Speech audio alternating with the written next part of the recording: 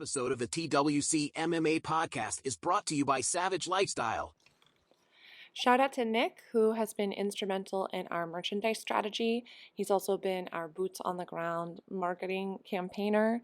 He's my street team, handing out flyers, putting up posters, and selling tickets. And he's brought in some awesome sponsors, which you'll catch on the back of the TWC t-shirts.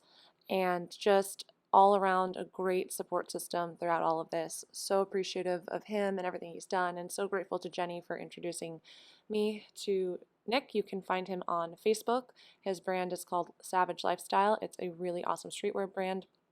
You can find him on Facebook at Nick, that's N-I-C, and then graphics, but with an X. All right, let's see what we're doing today. It looks like Mark Beecher is a guest on the podcast, and Adam and Brandon and him kind of got to talk about, the MMA industry, Mark's story a little bit, and, what it's like being in this space in general. So I look forward to hearing what this interview is like.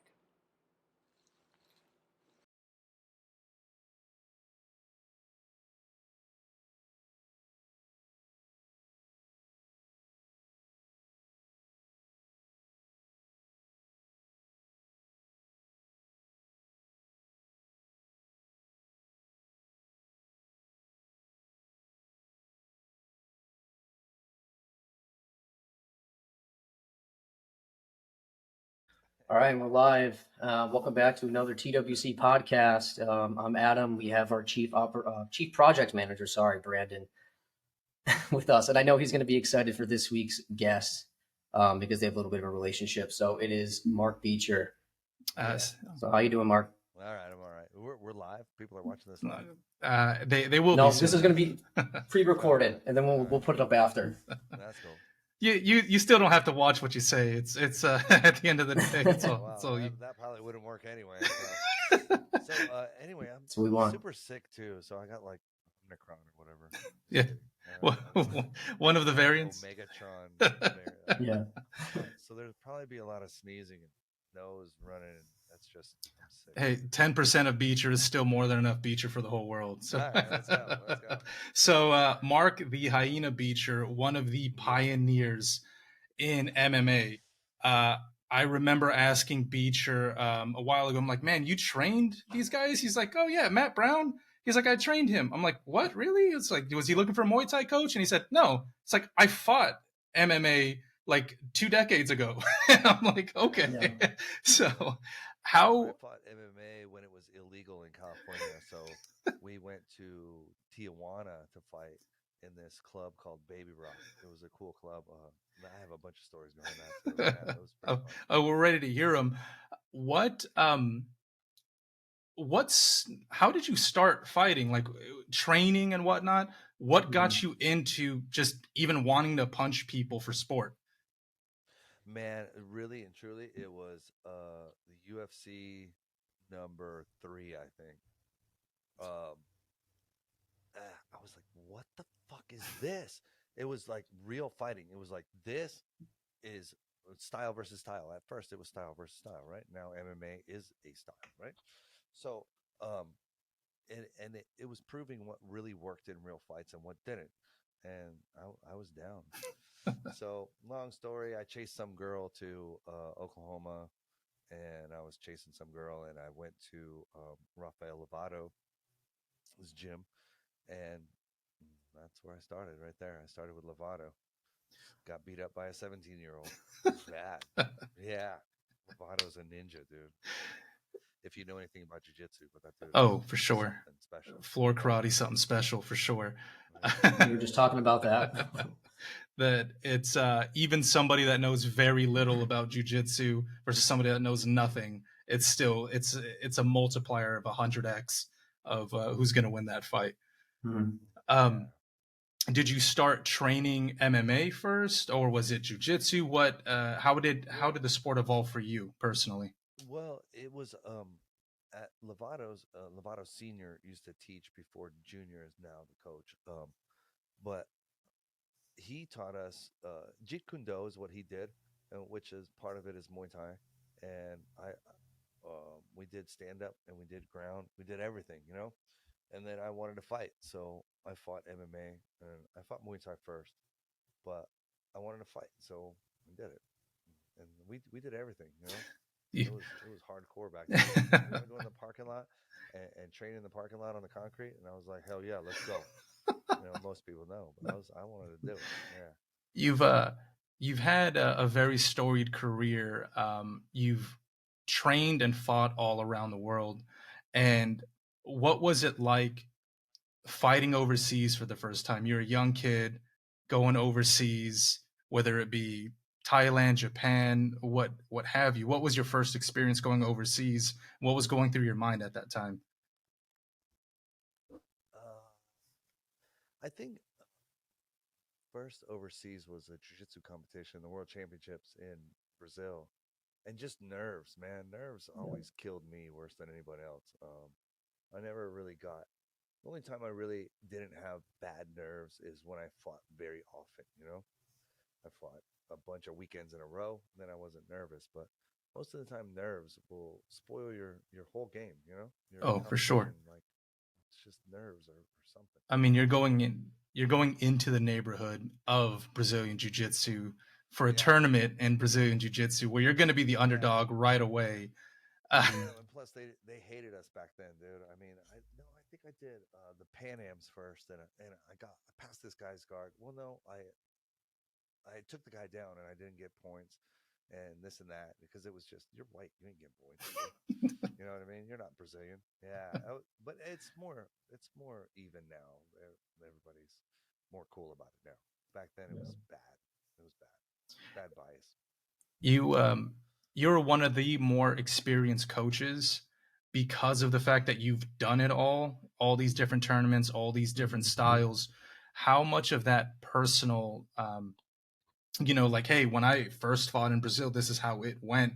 Here's what you need to do differently. This is what I didn't know back then. How much of a factor does that truly play into your style of coaching? Well, that's a good question.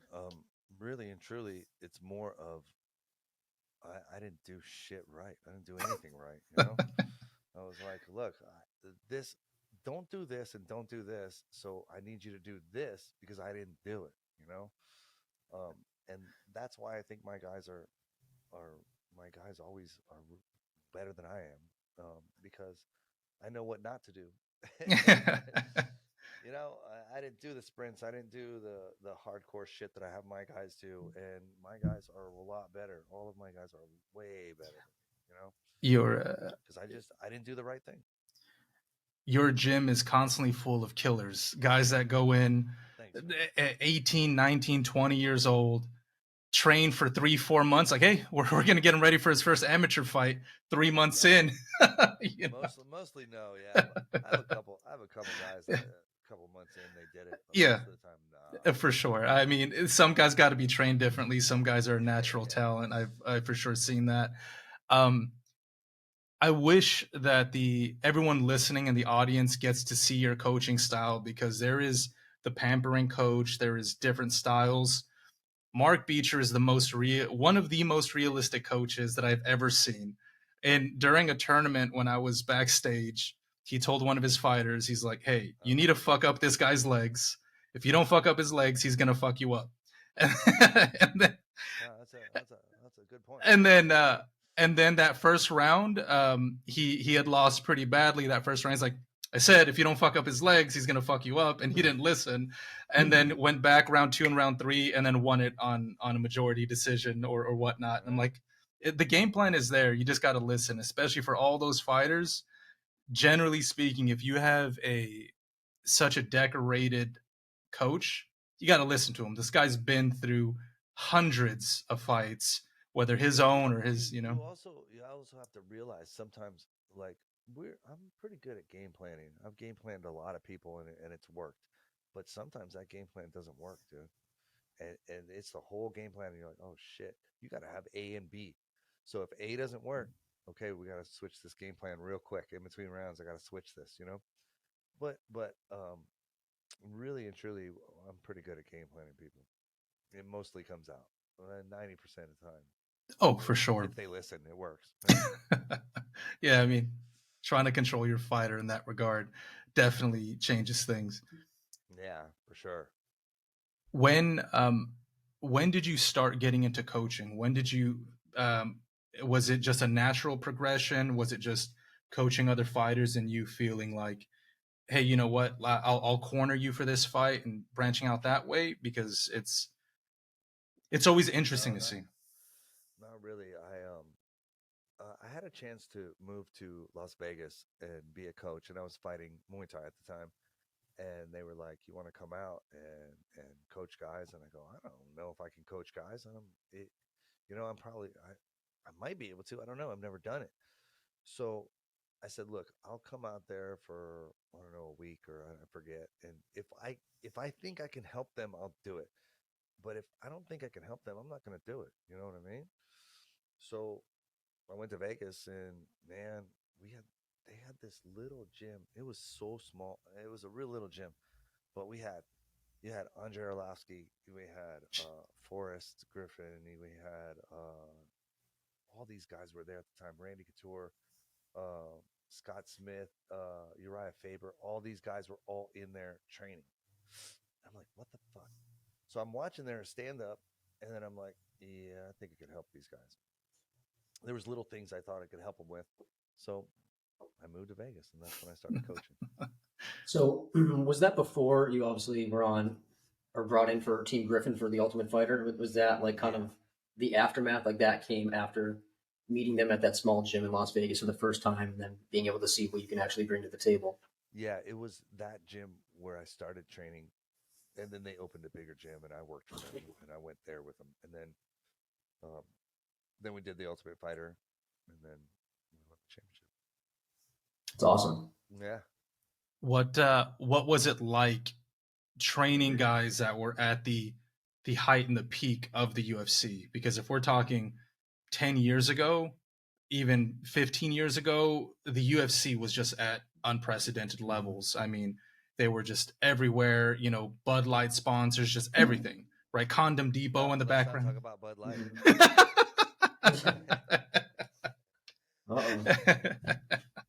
That'll get you guys canceled. I had some podcasts taken down off of the YouTube because it talks about the pandemic.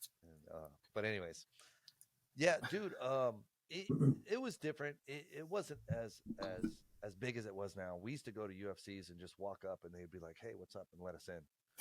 Now we walk up and they're like, "Who the fuck are you? What are you doing? You got a ticket?" Yeah. But that's just how it was. We were all in Vegas. UFC is from Vegas. It was like a community of us, and everybody trained with everybody. We trained with everybody around Vegas, around town. We all trained. A lot of people, when Couture opened, a lot of people did their stand up with me. Most of the guys from there did their stand-up training with me at a different gym, and then they went to Couture's for the wrestling and the having good training partners. It was just that was normal, training at different gyms.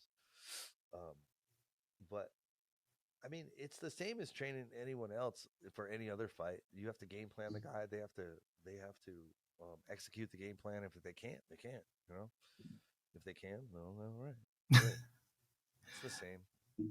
What do you think has been one of the toughest game plans that you can remember? Maybe one of the toughest fights for one of your fighters that you knew this is going to be a rough fight and we have to game plan to a T. Anything that comes to mind?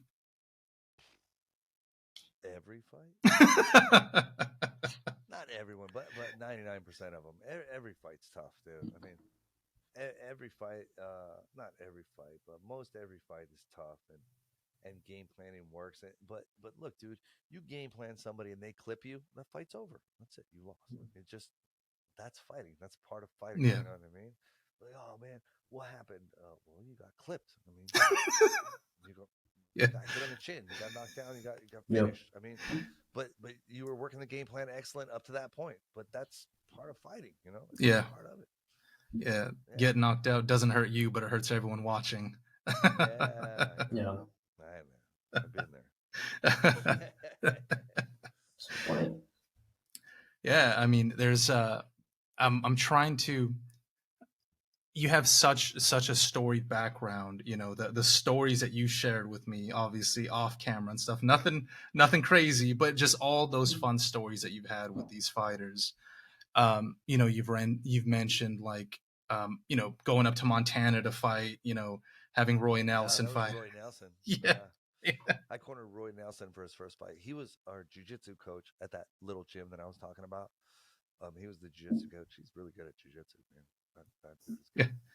Um, but yeah, that was a crazy story. And he doesn't remember it the way I remember it because I talked to him about it. But man, we went to Montana and he's like, I want to fight MMA. And I was like, all right. So I tell him this game plan. Here's what we're gonna do. Well, no, sorry. He told me a game plan. He goes, look, here's what I'm gonna do. I'm gonna go across the ring. I'm gonna body lock this dude. I'm gonna bring him back to our corner. I'm gonna put him on the ground, and then you're gonna tell me what to do. And I was like, okay.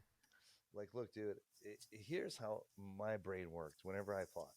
Everything I thought that was going to happen, none of it happened. Not one, barely any of it ever happened. So he told me this like 3 or 4 times, right? And I'm like, okay, Roy, shut up. Okay, let's go. We got there. This dude is big, man. This dude is 300 something. He's big, dude. Roy Nelson, the bell rings. Roy walks across the ring. He body locks this dude. He brings him over to my corner, puts it down, and no shit, his face was right here, and he looked right at me like this, and I was like, I never thought that was gonna happen. You know what I mean? I go, okay, key lock. And he key locked him. It was crazy, dude. He's like, nah, that's not how it was. I'm like, I'm telling you, it was just like that. He was 2 feet from my face, and he looked at me like, okay, what do I do now? Yeah, it's pretty awesome. It was pretty cool. I mean, if your game plan worked to a T like that every time, everyone would be undefeated, right?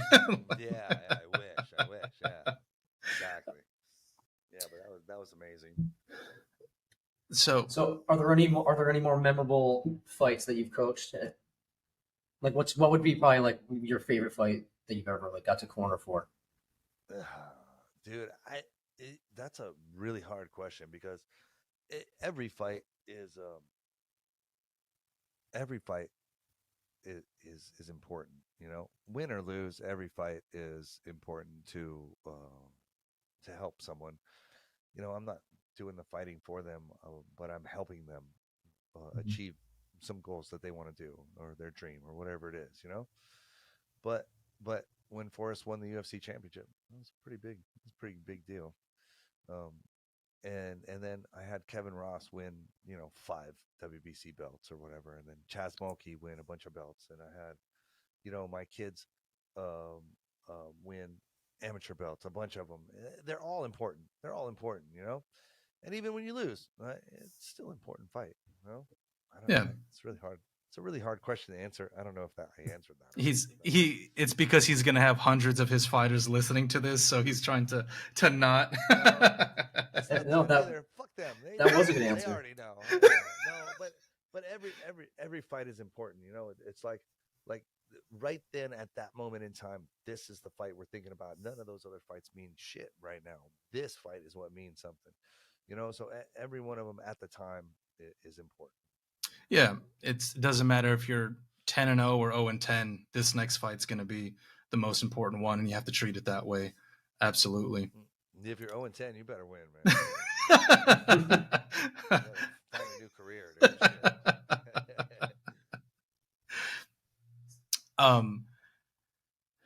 Man, Forrest Griffin, that's got to be it's got to be a huge one. Seeing as how it was so monumental for the UFC at that point, and you were a part of it. But why do you think it was monumental for the UFC? Because Forrest Griffin helped the Ultimate Fighter, right? Oh yeah.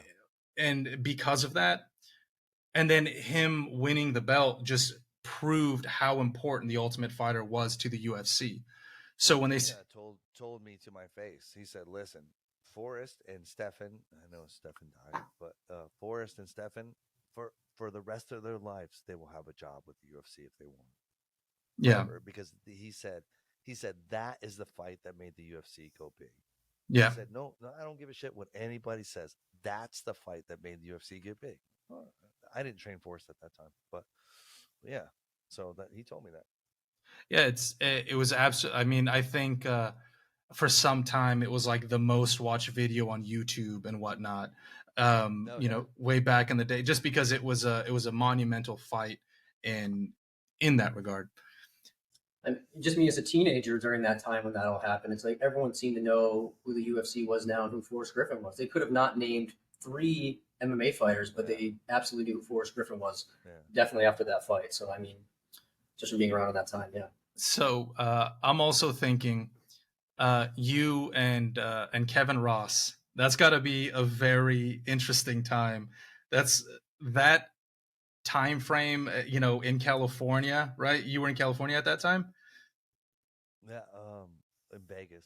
Okay. So in Vegas, I got to think that that's probably like being in the 70s for some people, you know, just an era of just wildness. I mean, your guys' personalities in some ways are very similar, in some ways are very chaotically different.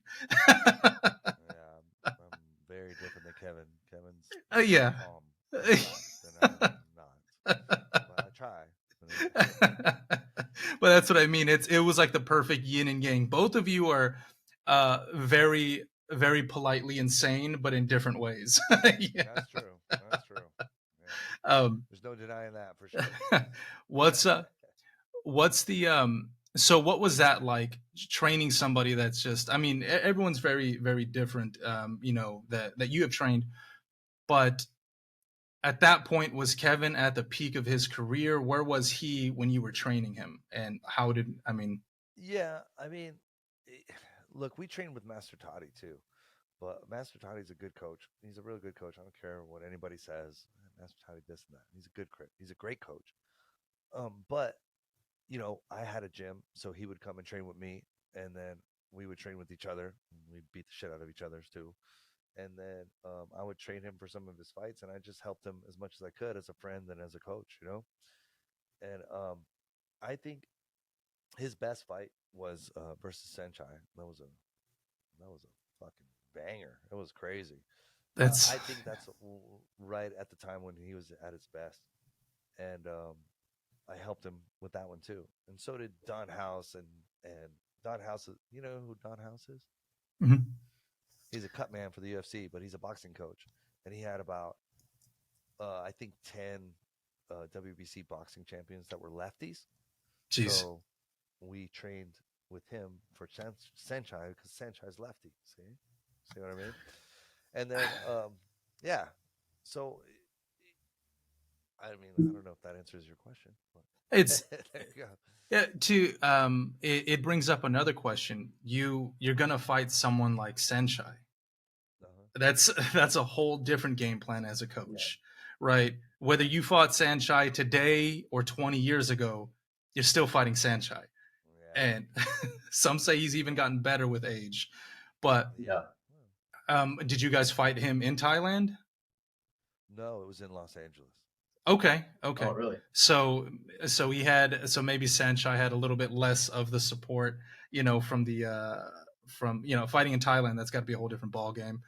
But how do you approach something like that mentally with a fighter, someone that they know is, hey, I look up to this guy. I study his fights, I watch his fights, but now I have a shot to fight him and I respect him. But how do you break that barrier as a coach? Hey, don't get frozen, don't be a deer in the headlights in the ring when you get in. I mean, it's do or die, dude. What are you gonna do? You better go in there. You better fucking throw.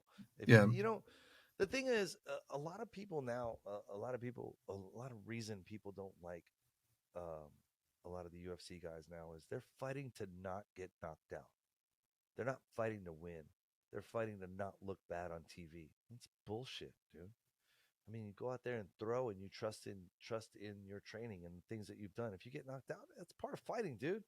Go out there and throw, you know. But that's we looked at it. You're fighting Senchai. We're gonna get out there, and we kind of game planned a lot of boxing because, I mean, you don't want to play the Muay Thai game with Senchai, right? So Yeah. a lot of boxing and a lot of body shots. And if you notice, Kevin hit his body a whole lot. There was a whole bunch of body shots. It was so much that they had to carry him downstairs to the dressing room after the fight because his body was hurting. So, I mean, he lost a split decision and he got knocked down.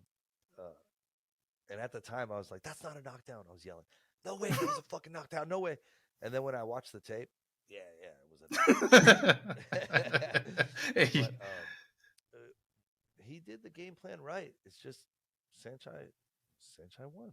That's it. Yeah. And a split decision to me is not a bad way to go out against Sanchai. So yeah, that would have been if there wasn't that knockdown, then Kevin would have been the first foreigner to beat him. But then it was a great fight, though. It was a really good fight. I mean, hell, even a draw against Sanchai is a hell of a way to go. You know, for sure. You mentioned that because a lot of people talk about it. You said in MMA right now, people are they're not even fighting; they're almost just playing a game to not get knocked out, right? Yeah, when two guys fight to not lose, the fight sucks. They're not fighting to win; they're fighting to not lose. I'm fighting to not look bad on TV. It's bullshit, dude. It's bullshit. What do you think has to change in the sport in order for guys to just have that hunger like they used to have before? Is it just a mentality thing? Do you think media has something to do with it? How these knockout reels come over and over? I mean, what do you think has to change within the sport? They have to hire guys that aren't bitches. No, anyways. Now, look, man, it's fighting. This generation is a little bit different. You see these guys fighting, and they look at the clock in the middle of the fight. They're like, "What? You're worried about?" If your shorts are on backwards and your fucking leg is all, you should be looking at that dude going after that fucking guy. I don't care. You know what I mean? You shouldn't be worried about everything that's around you. You have to worry about what's right there in front of you. And I think maybe to answer your question, a lot of it is the UFC is so MMA in general really is so focused on winning and losing. It's like you have somebody that loses one fight and they're like, oh, they're done, they're over. Dude, he lost one fucking fight in 7 years and he's done because he lost one fight. Like, they're so focused on winning and losing. It's I think that's what hurts the sport a little bit. So nobody wants to lose because they feel like, oh, I'm gonna suck. Do you think this is just a problem with the UFC, or do you think like any other fight promotions kind of have the same type of attitude towards winning and losing? I think it's MMA in general, and America has a lot to do with it too because we're America's winners. You know, you ever seen a Muay Thai fight where they raise the guy's hand and the other guy just walks off, and they just walk off. Even the guy that raised their hand, they just both walk off because we're gonna fight next week. You know, I don't give a shit. I lost. Okay, the guy beat me today. Okay, but here it's like it's something devastating when you lose. It's something devastating. It's terrible. It's, oh my God, I lost. Well, I mean, it's part of it. You know, there's gonna be one winner and one loser. Yeah. It's kind of like how boxing has this really big stigma with the zero, right? You have to be a 20-0 fighter. You have to be 25-0. If you got a 1, it's you're a broken fighter, right? But time and time again, you can see people like Manny Pacquiao has fought forever and he has losses. And he can go in today. Manny Pacquiao is almost 60 years old and he will go in today and fuck someone up, right? Yeah. And I think if we could have kind of that same mentality, maybe because he has that hunger and that love for the sport. Some of the best fighters in MMA and in the UFC have losses. And I think that those losses give them a little bit of seasoning because they figure out, all right, I got beat today on this guy just holding me down on the ground. I lost by a decision. I need to figure out how to not let that happen again, right? I got beat standing up with my hands. I got to let that not happen again, right? And that's how I think is very, very key to the evolution of a fighter. Sometimes that loss does break them, but sometimes these guys come out significantly stronger. I mean, you can't win every fight. There's very few people ever in history that have won every fight. You know, very few, very in every sport. So, I mean, it's gonna happen. You're fighting, you lose. It just happens. It's not like Yeah. the end of the world, It's like your favorite football team, right? You could be a Patriots fan or oh, something. you're gonna lose. Yeah, and they're going to lose. They're going to go like 12-4 or something, even when they were making Super Bowl runs. It's like your favorite team won the Super Bowl but lost 4 times in the regular season. Why do those losses not matter? But in your fight career, those 4, you're a 12-4 fighter. Why do those 4 losses matter at all? Right? If you're on the up and up, if you're on winning streaks, if you're getting better with every fight, I mean, we're all aging, getting better, getting stronger. Right. Who was the old matchmaker for the UFC? What was his name? I can Don't see know. his face, man. I forgot. Oh, man. He's going to be mad at me. Anyways, so one time I talked to him, and he had a really good, really valid point. We were on the bus. I had some guys fight, and we were going to the airport. And he said, everyone in the UFC has to be in title contention. If you're not going up to title contention, like you should be fighting for that title. If you're not going up this way, we'll cut you because you're not needed in the UFC. And I was like, well, I never looked at it that way. It's pretty smart, And if you're not in contention, you're not in contention. But that doesn't mean that your fight career is over, Yeah. Yeah, and the UFC has this idea that being the best of the best, right? But I think we've seen that with other leagues, like one championship.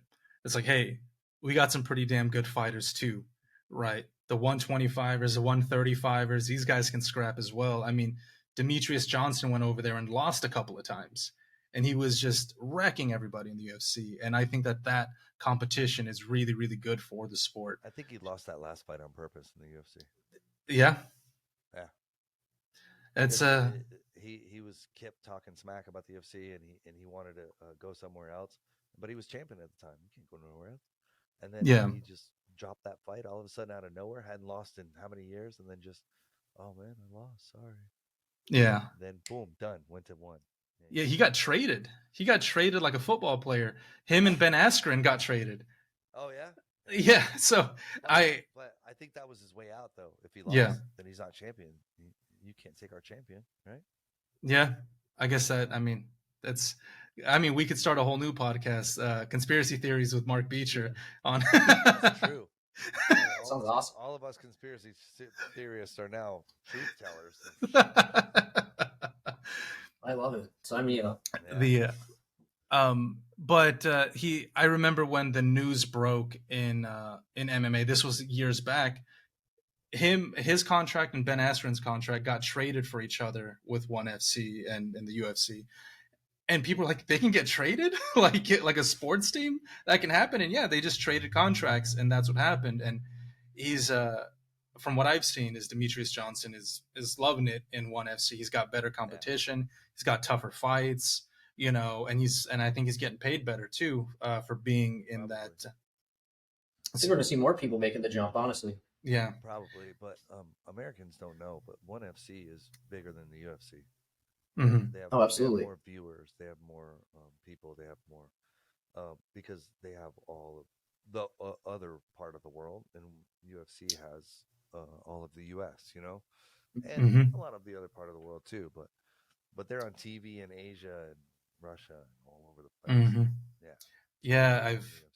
Those cards are exciting because you're gonna have Thai fighters, Japanese fighters, Chinese fighters, Russian, all parts of Europe, Brazilians, right? Like Reagan Ursil is fighting over there. Oh, he's awesome.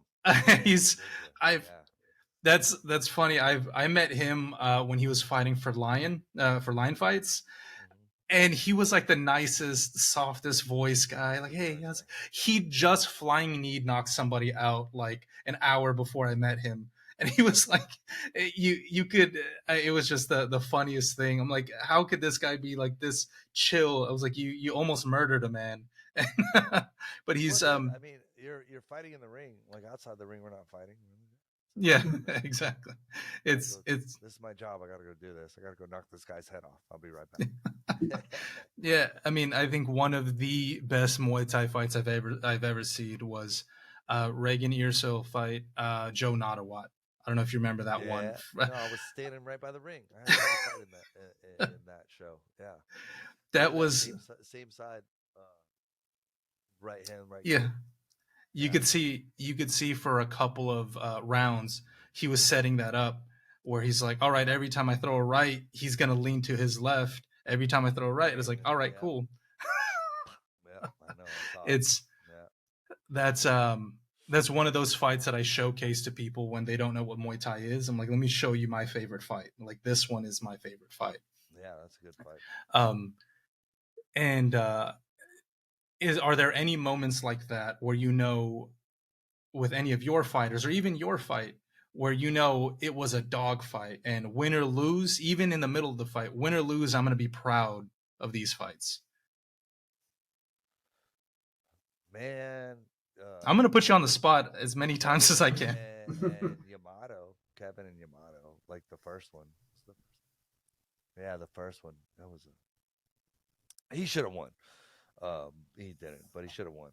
The first one, he got cut with that elbow in the second round, and he just came and started blasting him, and he won the other rounds. He should have 3 out of 5 or 4 out of 5. He won, but all the blood made it to where I mean, either way, that fight, everybody was like, yeah, this is going to be a dog fight, and he was going blood everywhere, all over his face. He's laughing, let's go, with blood all over his face. Yeah, that was a good one. Yeah. Kevin Ross is the way he fights. It's if anyone that's listening to this and is interested in looking at Muay Thai, the way Kevin Ross fights, he is part technical and perfectly like tactician, and then sometimes he just gets completely ghetto and he just starts brawling, but in the best way. It's like a clean brawler, and he's such you can tell in his fighting style that he has such a love for the sport. Yeah, for sure. It's just a really beautiful thing. I wanted to give you some time to promote some of your stuff here in a minute, right? Because I know that you have a podcast with some amazing fighters. I know that your gym, but I wanted to pick your brain on one thing. Okay. And please expand on this as much as possible. Right now, in Muay Thai, there aren't that many promotions, right? And then the promotions that we do see, they'll have a good run, and like Lion Fight, for example. Lion Fight was the place to be, and then back office stuff happened and they kind of just fell apart, right? And then like they might happen again, they might not happen again. What would you like to see with Muay Thai in the US to bring it to that next level? Even just to bringing it to like an LFA type of level, right? Even to a Bellator type of level. What do you think needs to happen in the world of Muay Thai for that to become a thing? And what would you like to see? I don't know. A lot of times. All right. So, okay. So, this is what I think, and I'm not sure, but I'm pretty sure. I think that people like MMA because when they watch it, people in their head think, "Oh, I could fucking do that," because it's just two guys out there fighting, go to the ground and keep fighting, just like on the street, just like I fought last week. No, you can't do it. They think they can, though. But then when they see like Muay Thai or boxing or something where they have gloves on and they think that, oh, I have to train to do that. I couldn't do that. So that's what I think um, first. But I do think that the main problem with all the United States and people trying to make the sport bigger is everybody's competing against each other. Nobody helps each other. It's just how it is. It's this organization. You use our sanctioning body, or you're a piece of shit, or you use this sanctioning body, you're a piece of shit. I'm not fighting for you. You can't fight for us because you're fighting for this guy. It's BS, dude. Um, I think that we need to do things like they do in Holland. We need to have an A class, B class, and a C class, and it needs to be set up. You win 10 C class fights, then you go to B class. You win 10 B class fights, you go to A class, and A class is pro. Once you get up to pro, but everyone is under one sanctioning body, and then our sport could grow.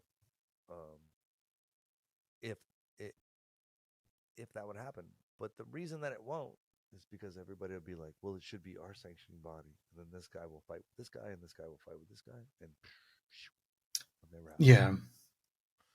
Brandon, I know we were talking before, I think a couple weeks ago, we were talking about like how one is trying to break into like the US market. Do you think one might have a little bit to do with maybe getting Muay Thai a little more popular in this side of the world? It could, but I'm going to tell you one thing.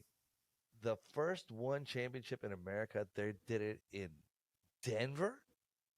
So, have you guys ever been to Denver? Yeah. No. Okay, look.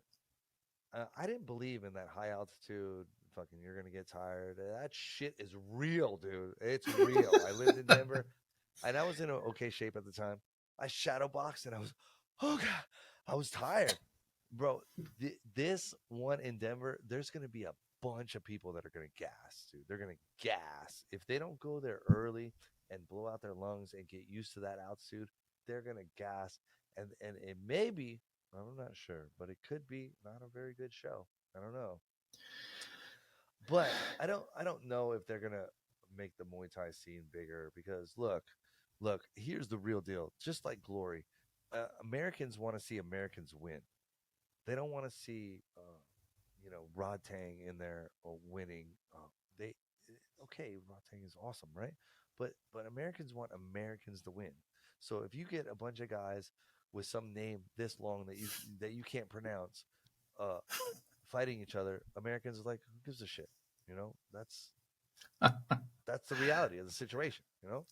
It's yeah, that reminds me of that lion fight with Lerd Silla. Do you remember that one? Wow, I don't know which one was it. So 17 lion fights, 16. I think probably half of the people on lion fights were my guys. The first 17. Yeah. Yeah. I think this was the first time that Lerd Silla had fought for lion fight, or it was one of the first times. And was it the one where they put the dude with like 5 fights against him and he faked the front kick and kicked him? Yeah, he did he head kicked him. Shouldn't have put him in there. I think that was in Connecticut. They basically put in a last minute replacement because I think his original opponent found out who he was and then realized like, holy shit, I don't want to fight that guy. And you don't know who the guy is. You got to look at the guy first. And then once he started studying him and realizing, holy shit, this guy is Matrix level fighting. Lerd Silla won 100 fights in a row in Thailand. 100. It's insane. In a row. What the fuck, dude? Like, okay, I'm going to go get knocked out by this dude. How much are you going to pay me? You know what I mean? I'll do that. Well, I know I'm going to get beat up, but I'm going to try. Yeah, the man currently has 229 total fights. And how old is he? 41 now. Yeah, and those Thais are still great, even in their 40s. They still freaking tear it up. Like he could probably do 100 more fights. He fought 5 months ago. He fought 5 months ago in China. But I think you're absolutely right that we need to promote the sport within the U.S. and that's what's going to help grow the sport. And there's so many good American fighters.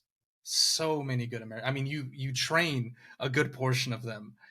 There's so many good American fighters, and I know that Texas specifically is dying to have some type of Muay Thai. Hell, they'll even accept a kickboxing show happening in Houston. And it's really hard to get promoter license here in Texas because the laws are so difficult. So we have a guy, Texas Muay Thai Championship, Jonathan Harris, just got a license. And then we have a guy, Eric Villarreal. He does Dominion Fighting Championships. He just got a license. So there, hopefully that will build our scene because we have Texas is huge, man. We have a lot of people that, and we bring people from other states too to fight, build our scene up. Hopefully that helps. Yeah, I mean, when's the last time that Houston actually had some type of Muay Thai or kickboxing event? Right, probably close. Well, they've had some recently. Like I said, these guys just got licenses, and we're trying to do it, trying to pick it up. And there's another one, XFA, but they do MMA and Muay Thai. So Yeah. there's a couple organizations. I wanted to give Beecher some time to talk about his podcast because that's a lot of fun as well. Beecher, that's what I do. Talk a bunch of shit. And it's exactly that. Very, very unfiltered and raw. If it's supposed to be, you know. Oh, you know, absolutely. If you don't like it, then turn it off. If you like it, well, yeah, that's it. Yeah. Well, I just try to have a variety of people. It doesn't have to be fighters. That's who I know as fighters. My next one, I'll probably have Dorian Price on there. I want to bring Dorian out to do a seminar at my gym. Probably have him on. I had Liam Harrison and a bunch of other people. I have engineers on. I have screenwriters and actors and things like that. You know, it's just me getting to know someone. That's it. It's just talking shit. That's it. That's life. You know, that's all it is. And where is your gym located for those that might be listening in that are close to you? My gym is in Katy, Texas, which is like a suburb of Houston. It's essentially Houston, but on the west side of Houston. Yeah, that's Hyena Muay Thai, correct? Hyena Muay Thai, yeah. Yeah, I'm gonna have to re-up on my shirt because the last one I have is a medium, and I'm wearing a couple sizes above that right now. So come on, man. If you were in a Muay Thai gym, you'd probably still be. Yeah. I need to get back to it. That's absolutely true. The whole pandemic, you know, that changed things. You know, you just staying at home, working from home. You know, and then I got used to it. That was too comfy of a lifestyle, you know. No. But awesome. Thank you for joining us, Beecher. I really, truly appreciate you being here. And, thank you. It's been a pleasure. You guys have shows too, or what? We are going to have a show in May. This is going to be in Lansing, Michigan. And then in the Lansing, it's going to be May 13th, Lansing, Michigan, TWC 101.5. Then we're going to have this is going to be all MMA. And we've been talking about potentially bridging with Muay Thai and having some Muay Thai events as well. So having that as TWC Muay Thai events, because there's such a huge market for Muay Thai, such a big untapped market. And if we can broadcast it the same way that we've been broadcasting our MMA fights, that's what the Muay Thai world needs right now. Just having that good competition and organization that's willing to broadcast everything. So looking at a couple of broadcast options. Everyone on the street, Joe right there, come in, watch fights. They know what a punch and a kick and a knee and an elbow is, but they don't know what a Kimura is. You know what I mean? Or yeah. Inverted heel hook. Why do you tap, man? Get up, dude. What are you doing? You know? So whenever you watch these fights, you know, oh, that hurt. You know? So I think it should be more popular. We'll see. And it's, you know, it's we're wondering whether it's a good idea to do Muay Thai gloves or do we do it with MMA gloves, right? It depends on just more if the state will allow you to do it. They might not allow you to, but they might. Exactly. So if we do Muay Thai with MMA gloves, because that could also help the market too. It's like, hey, you know, some people that are not really paying attention, it's like, hey, this looks like a regular MMA fight. You know, they got MMA gloves on, and that could help the sport as well. And I know some guys that love fighting Muay Thai and MMA gloves just because that punch just hits a little harder. I'll do it. Oh yeah, I would have done it if I was younger. What wouldn't you have done? It's hard. Hey, harder to block like head kicks and stuff too. You have way less surface area on those hands, so man, I mean, things are getting through. I fought MMA first, and your defense is different with the little gloves. That's just the bottom line. Your defense is a little bit different. Everything's a little tighter. You can't just do this. That guy's gonna get through that hole right there. You know, you gotta be tighter. So everything has to be adjusted, and you gotta figure it out, or you gotta take a nap. It's awesome. Really good having you, Beecher. Really appreciate your time. All right. Thanks for talking. Appreciate it.